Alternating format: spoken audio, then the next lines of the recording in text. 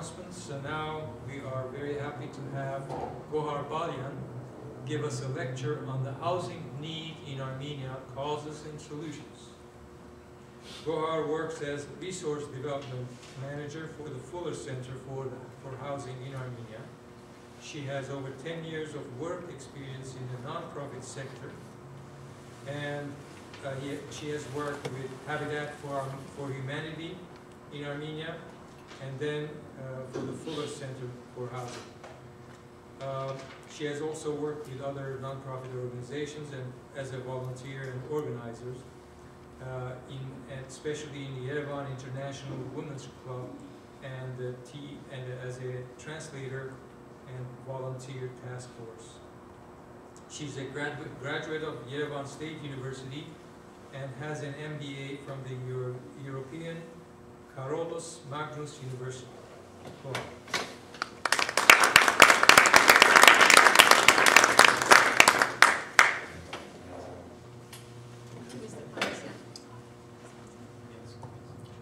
Thank you, Mr. Panosian.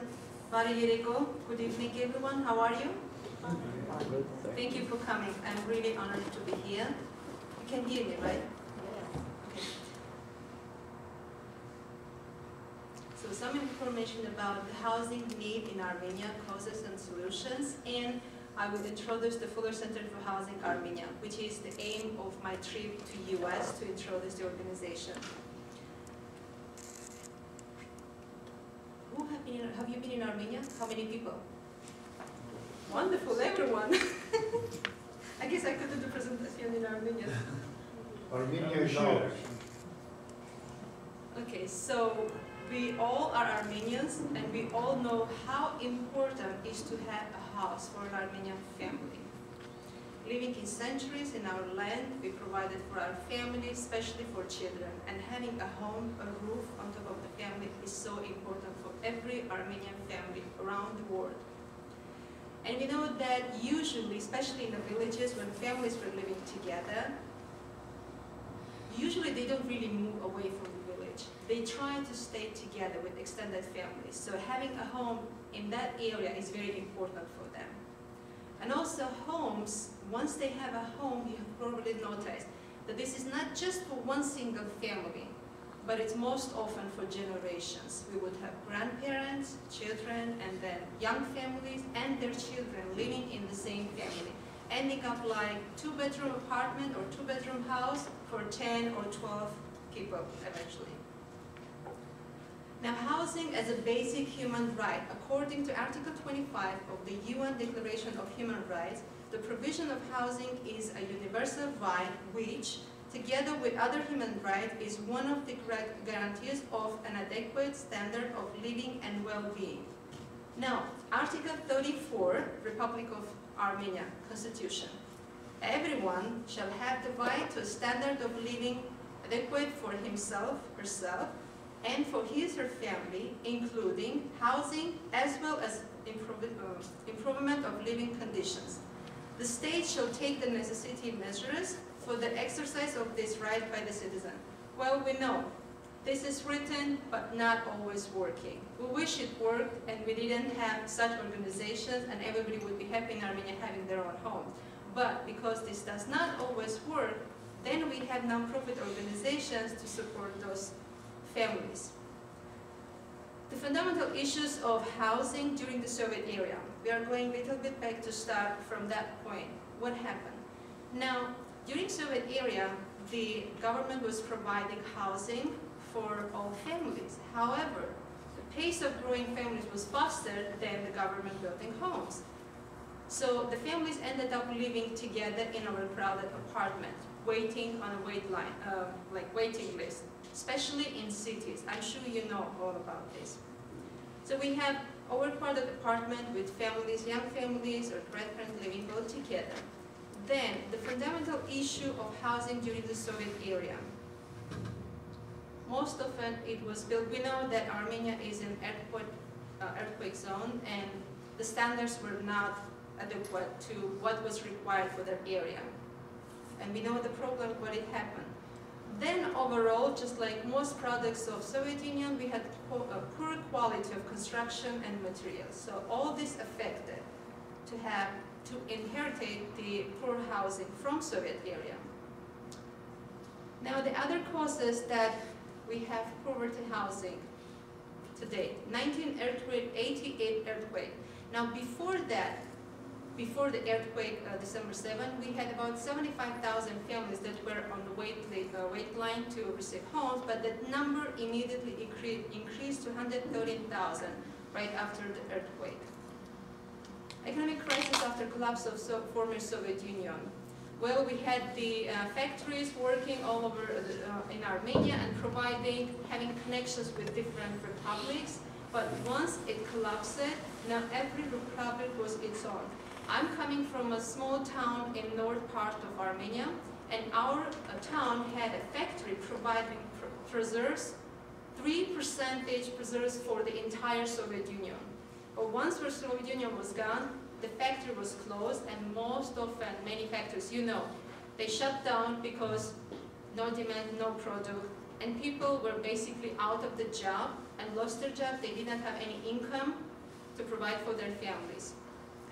And the war with Nagorno-Karabakh, with 330,000 refugees that entered to Armenia. Now one thing is, if you noticed, most Azeri people living in Armenia, they were living in the villages. But most Armenians living in Azerbaijan, they were living in cities. So once they switched, they were supposed to live kind of in each other's homes when they moved. Like Armenians coming from Azerbaijan, they were supposed to live in empty homes that Azeris used to live. But all people, well not all, most people from Azerbaijan, Armenians, they were intelligent people, doctors, and it was very difficult for them to live in the villages and have livestock or gardening. So it was so difficult for them. So all this created lots of problems. I have a small video that was taken from the container in Vanadzor area, in Vanadzor city, from one of the districts of Domigain Avan, Metal Containers District.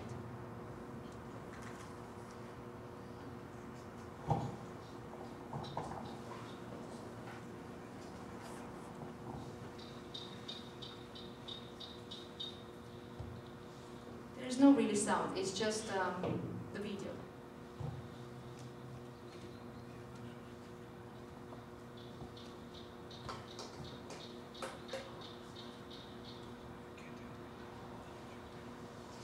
This video was taken just a year before.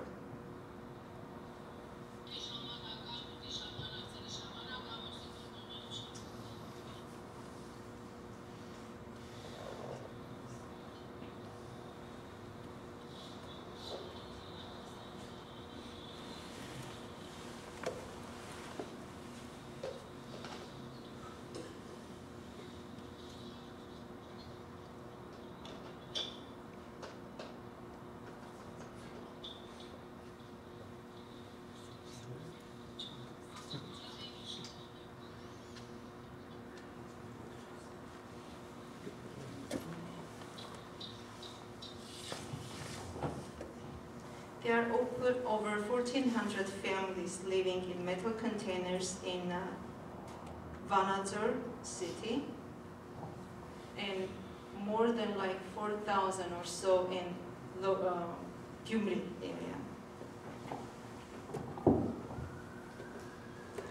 And we know when poor housing affects people health very badly. Those are a number of the list, not the whole list of course, negative impact of poverty housing. Adverse living conditions, high heating costs. Now, living in metal container, you can imagine. They either have to use electricity to heat the house, or they have to use a metal stove to burn wood. In any case, usually in the evening they can't, at night they can't really use it, and it's very hot in summer, very cold in winter. Right now it's so much snow in Armenia, probably you know about it, and it's terrible. When we have kids living in this condition, it's really terrible. And the heating cost is really high in that case because it can never stay. The walls, the metal walls do not keep the heat inside. Unsafe and unhealthy construction practice. Well, we had asbestos roofs. It's not healthy. It was used before, but it's not healthy in any case. Now it's even broken and it leaks because of the rain and snow. The water leaks all the way to the house. Increase of death rate because of unhealthy conditions. We did have families, real example, we had a young family living in Horvidak village in metal container with 3 small children. And because of wire was not properly done in the house, because of electric shock, the mother passed away, leaving kids orphans. Increase of medical expenses, decrease of work capacity. Inability to obtain higher education because the money has to be used for building homes, because this is #1 priority in any case at that point. Psychological depression and loss of faith in future. Probably you have seen how people feel so depressed, and despite their age, they look even older. They really look older in that case. Social polarization, stigma of living in metal container, alienates the family from socializing with others. Now we have youngsters living in the family, and in many cases they would tell us, they go to school, they have friends, they play together, but they never invite them to their house because it's a metal container and they're ashamed of it, living in that house. We had the case when a young girl got engaged and she was going to get married. They were living in a metal container. Now, in Armenian tradition, usually they take the bride from the parents' house, but it's a metal container and she was still feeling so bad. And they decided that they will take her from uncle's house. And she was feeling depressed, but fortunately we were able to support them to build the house, and she walked out of the house in her private clothes. Immigration to foreign countries, especially for young adults. When they don't find a job, they don't have a house, they need to support their family. They move out of the country and try to support the families.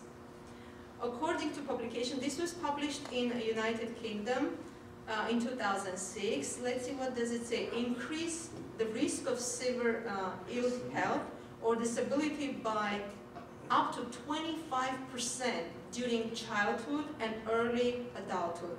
Homeless children are 3 to 4 times more likely to have mental health problems than other children.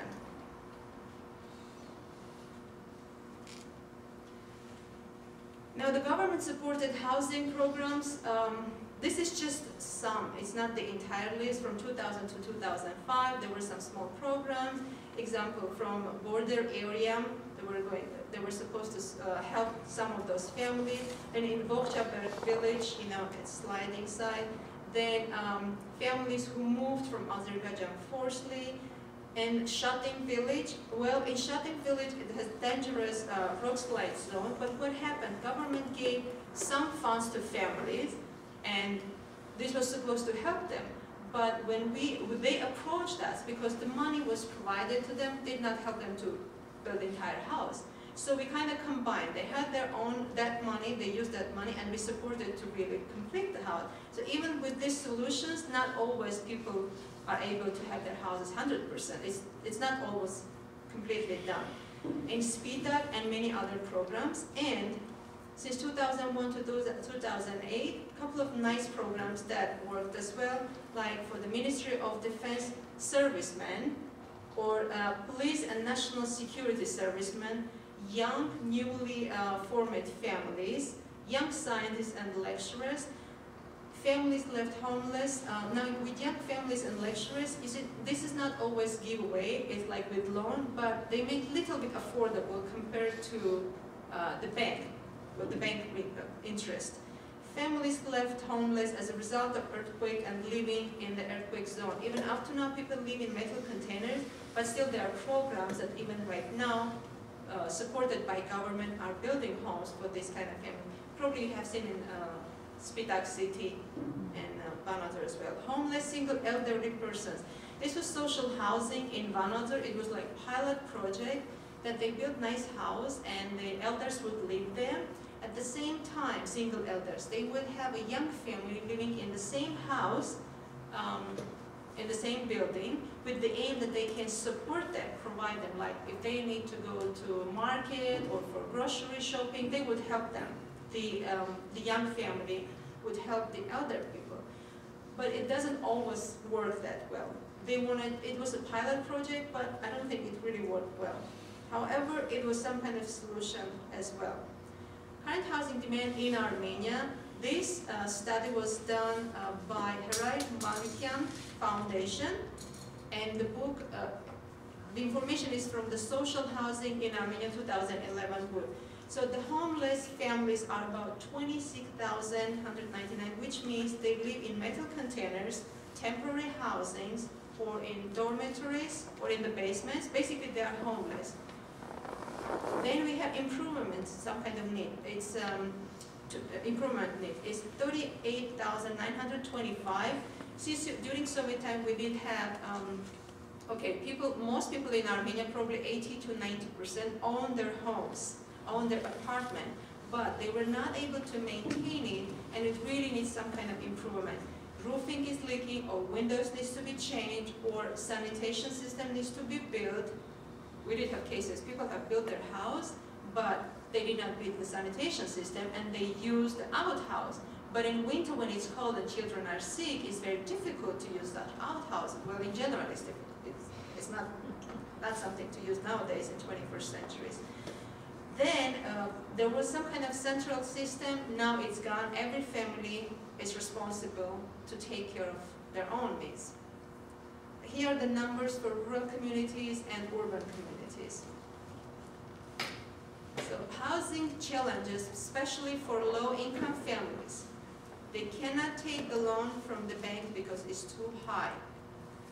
They do not have enough income to save and build. Sometimes they go to Russia to work and come back to Armenia, try to build their house. But how many years they need to go, come back and build the house?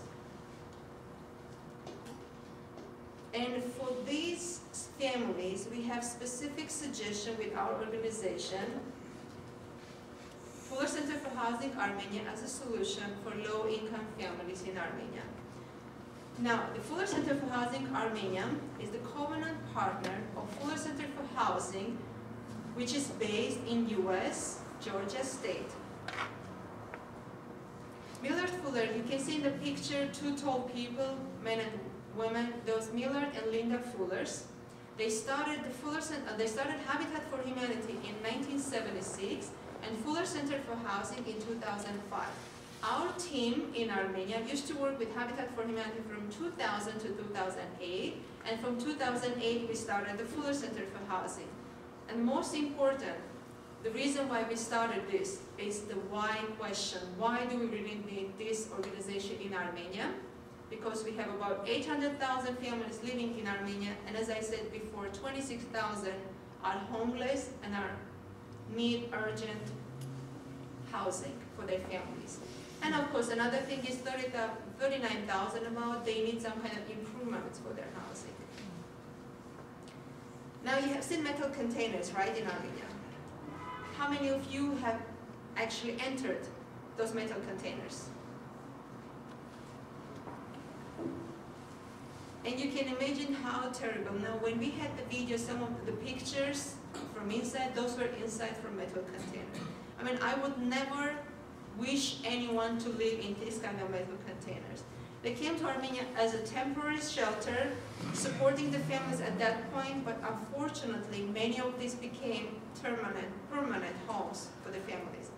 We can see in the picture the two metal containers. And I'm sure you have seen so many half-built homes. After Soviet Union was collapsed, there were about 4,500 unfinished buildings in all over Armenia.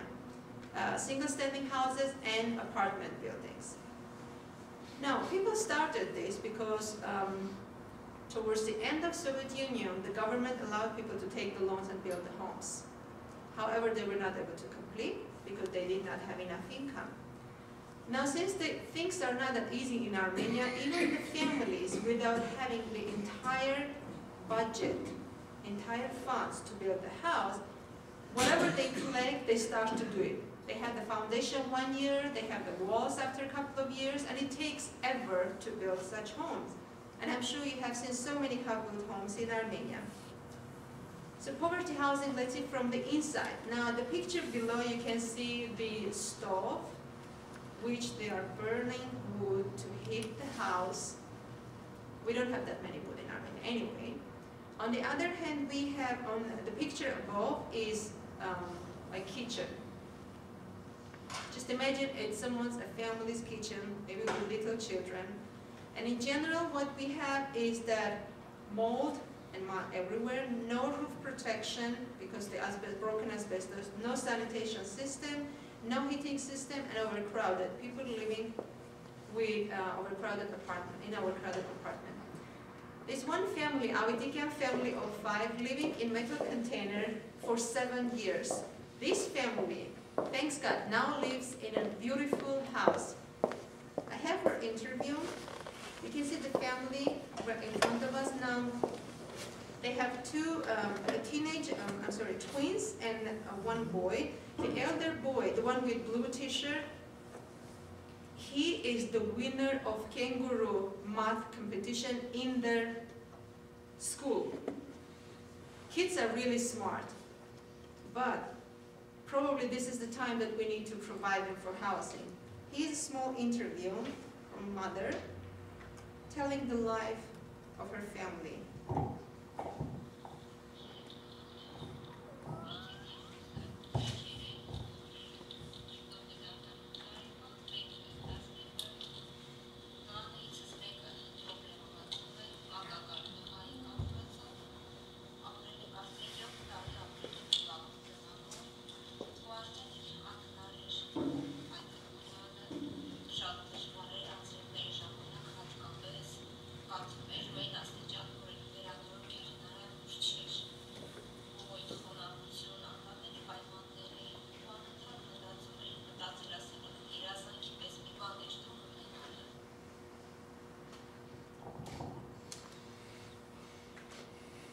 This family has a beautiful house now.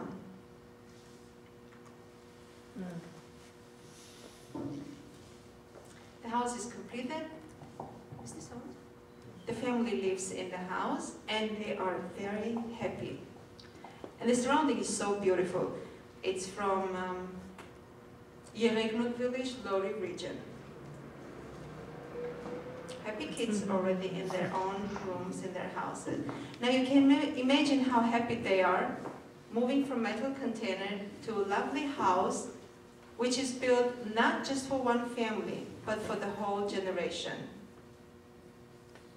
We had 3 US teams working with this house. Now we host volunteer teams who come to Armenia for 2 weeks, 6 to 7 work days side by side with the family. Even kids are working. Kids are working to build their own houses.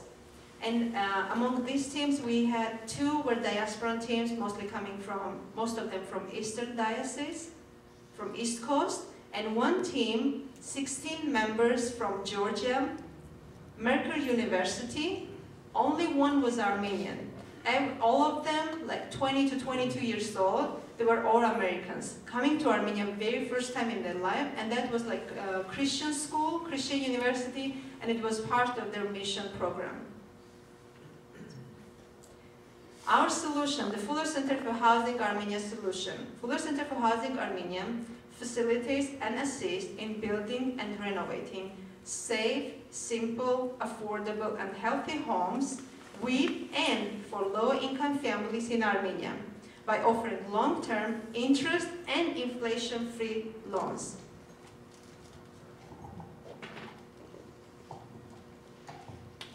We want our families to build their own houses and earn those houses and pay for those. See, when you always give, they get used to it. But when you support them, instead of giving fish, teach them how to fish, they can even go further. And this is probably part of the program, part of the program that I really like. And being in this mission for 10 years, I have seen how many differences does it make for the families. So our solution for those families, what do we do? Is finishing the half-built homes, just like the one above you saw. We saw half-built house, and this is a completed house. Replacing broken roofs, the asbestos roofs, which are not healthy. Installing sanitations. If they have a house, they need a sanitation, we would help them to build it. installing heating systems, renovating existing homes. We did have this program for a while when it was more, we did also build, buy and renovate apartments when this program was really, when homes were really reasonable in Armenia, but now it's too expensive, so we can't do it. We do it all by providing long-term, interest-free loans to low-income families. There are three main criteria to select the families. Number one is housing needs, so it's not like summer house for someone. And we do screening. We did have cases when people apply, they think, oh, maybe it may work. We went to their village, we checked the address, and we figured out this is just a summer house for someone.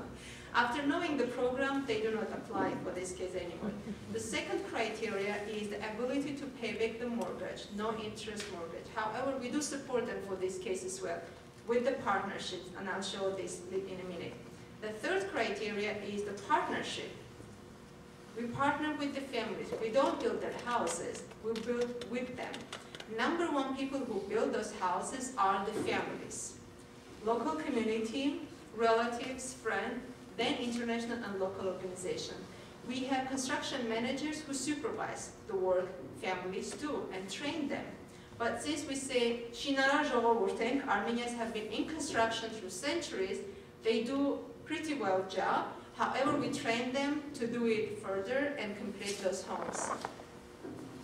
Since 2008, the Fuller Center for Housing Armenia assisted 184 families to build and renovate their homes. These have been in 51 different communities all over Armenia in 9 regions. So we have 2 programs. Half-built house, sponsorship cost is $10,500 to complete the half-built house. And renovation is $2,900. Among renovation would be like roofing, or windows, sanitation, heating system, all those are combined in a renovation program.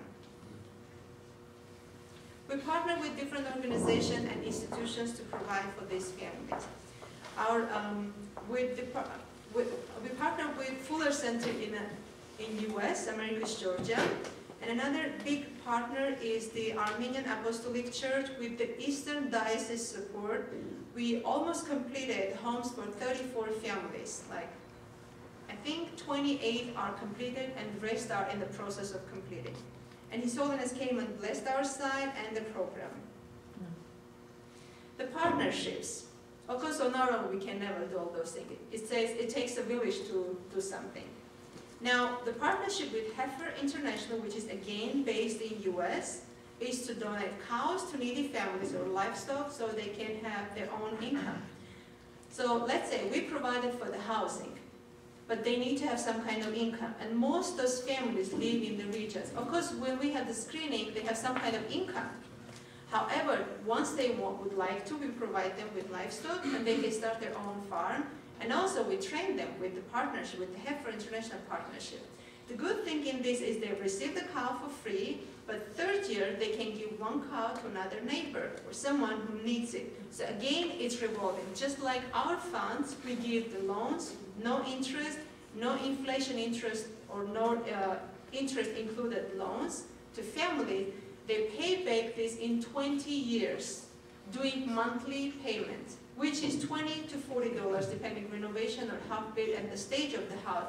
That funds are going to revolving fund and helping new families to build new homes, supporting new families, which means the donation made one time is not just one time, it's revolving. Right now, because we also have the assets from the Armenian Habitat that we used to work, we work with all these families, and it continuing the revolving fund, and we have a couple of homes every year because of this revolving fund.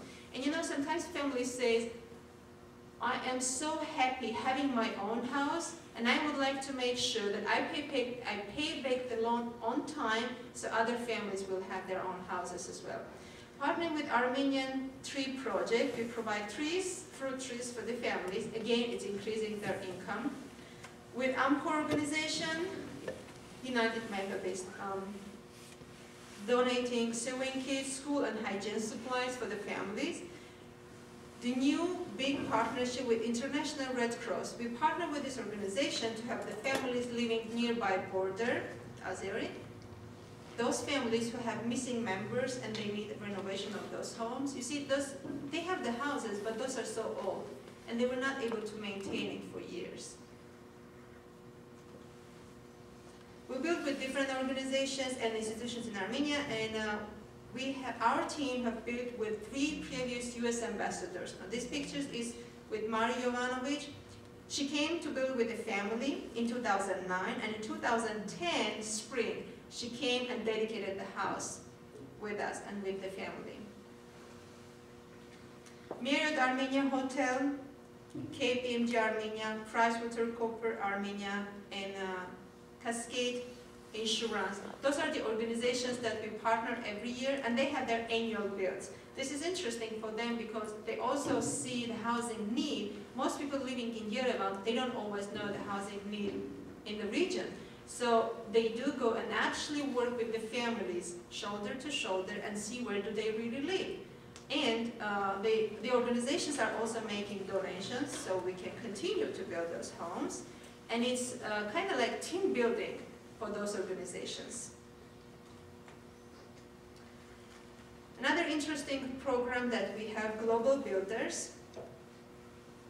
Those are volunteer vacations for 2 weeks, coming to Armenia, building side by side with our teams, homeowners. The rest of the days they would do sightseeing in different sites of Armenia, going to churches, participating in different programs, learning the cultures. We do host diaspora and non-diaspora teams as well.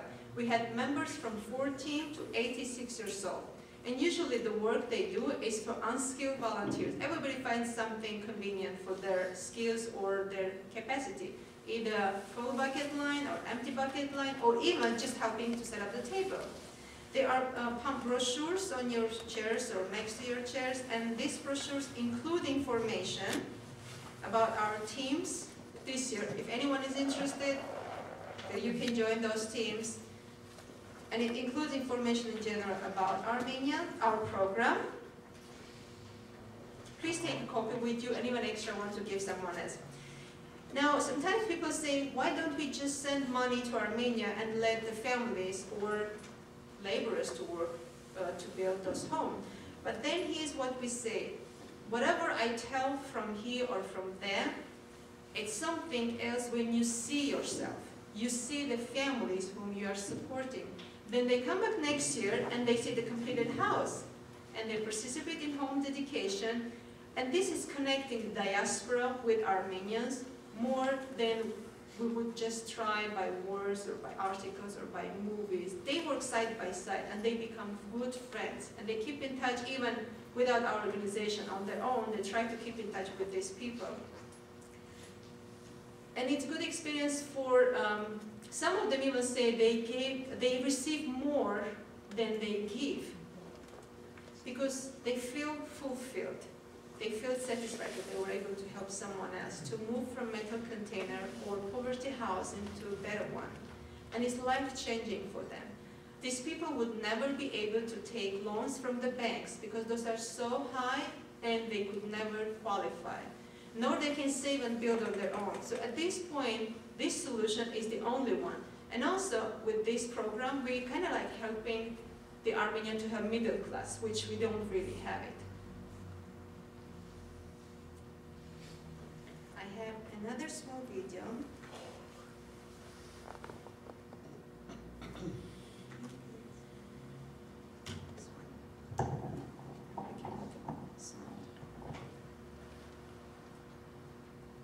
It's a volunteer program.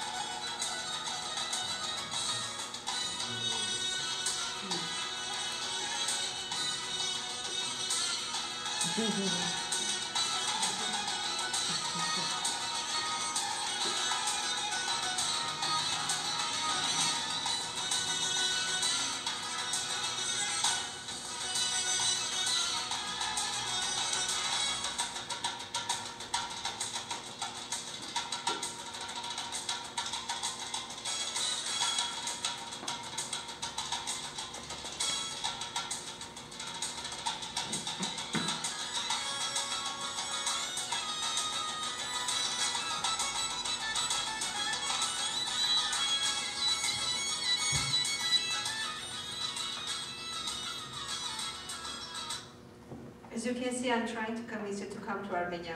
Are we there yet? Did I convince anyone?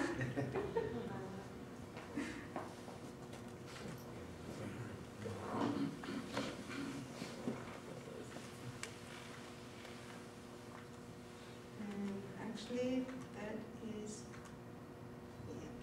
Yeah. So, I invite you to come to Armenia to participate in our builds. Even if you are there for a couple of days, still you can join. All our volunteers are also they are supporting the program so we can build those houses. And the information is in the pamphlet. All donations are tax deductible. And you're welcome to come to Armenia anytime and visit our programs as well. Thank you so much, and I will be happy to answer your questions.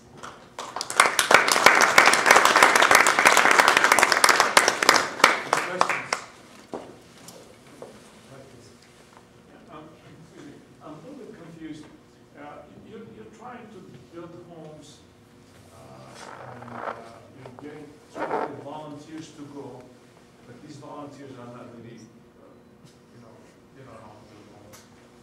To them, it's more like a vacation.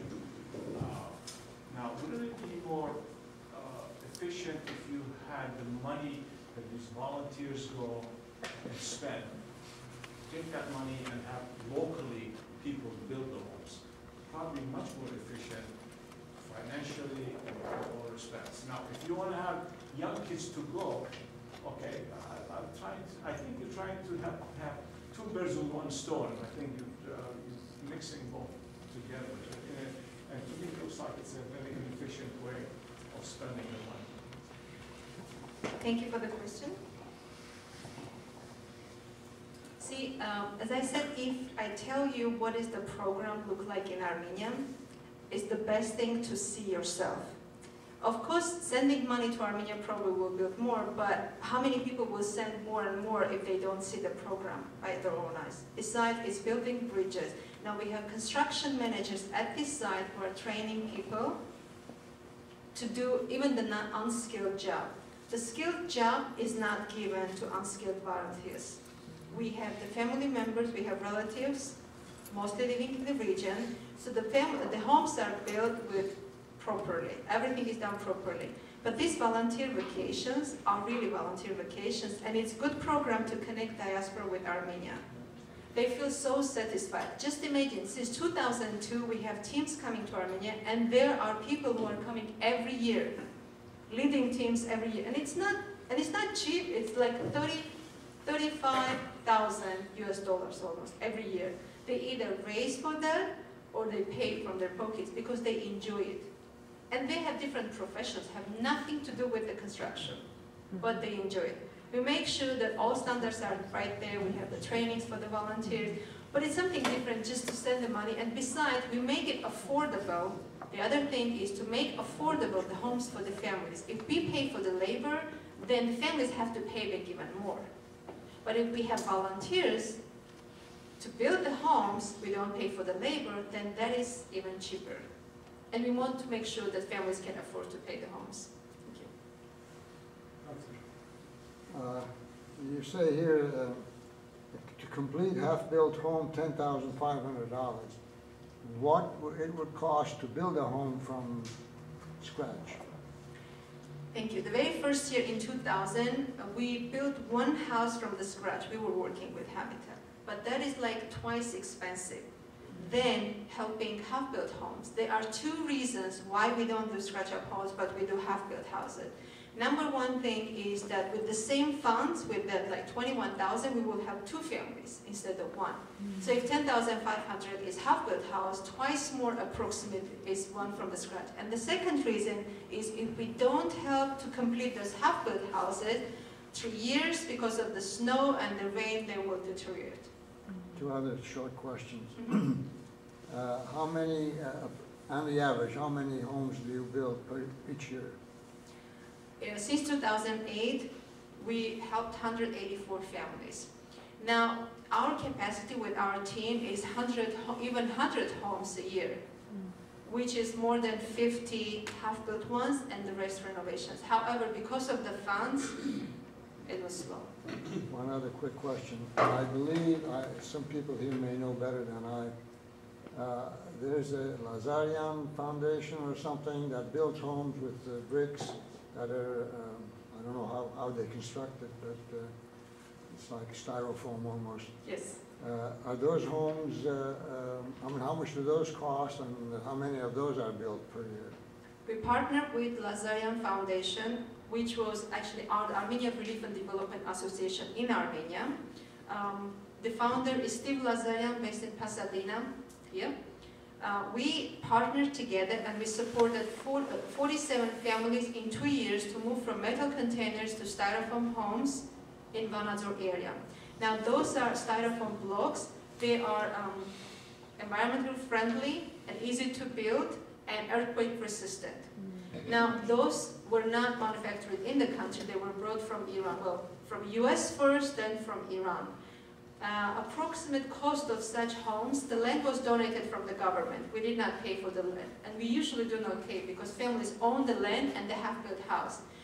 I believe the cost of one house, don't remember 1 bedroom or 2 bedroom because we had different ones, something like 17,000 US dollars. But these families cannot even afford to pay that much. That is why we partner with the local municipality, then with our styrofoam Lazarian Foundation, ARPA Foundation, and they pay back, the families pay back only 15 or 20% of those homes. And we wish we had plans to continue 3rd year, but because of the funds, shortage of funds, we had to stop it for now. Hopefully we will continue later. My question is regarding where these homes are built. I mean, the ones that you renovate are clear, obviously, they're just there already, but do you work with any urban planners or maybe the government where they have an organized plan of where they want these to be built, and that sort of connects to how public transportation works? Because if you're building, obviously you can't build in Yerevan because you have land shortage. And if you're building outside of Yerevan, a lot of people don't have cars because of their financial situation. So do you work with urban planners so that you can have public transportation and in order to build in the villages? Thank you. We build most often in the villages and the families started the homes. So in the village we don't need public transportation to travel. Most often it's not working, public transportation there. However, but when we were building, so just to make clear, when we built in the villages, they have the roads and they started the homes, they own the half-built one, they own the land. So we don't really go build those homes, they are building and we help them to continue it. When we built we had apartment buildings to complete 23 apartment building in Gavar, that was along the road. Then, because we don't do from the scratch, we don't have that problem. We just don't go somewhere and start to build a home. They already have it, started it, but they are not able to complete. Even if we help to finish the ones in Yerevan, the half-built homes in Yerevan, still there is public transportation there. The one case when we had in Vanadzor city, these 47 families that we supported with ARDA and local municipality from Domix to move into those homes, styrofoam homes, the government provided the infrastructure, but still there is public transportation because all those homes are within either city or village or town. We don't do anything outside. In the village, there are no public transportations. Did I answer your question? Oh, you have. I could talk to you in detail later. No public transportation in the villages. In the cities, they do have, and we build within it. Mr. Chairman. You said you've built something like 183 homes in the last 184. 184. Of those 184 families, have any of them not been able to pay back their loan payments? No, thanks God, all of them are capable to pay back, and the repayment rate is something like 97%. The rest is little bit delayed. So, sorry,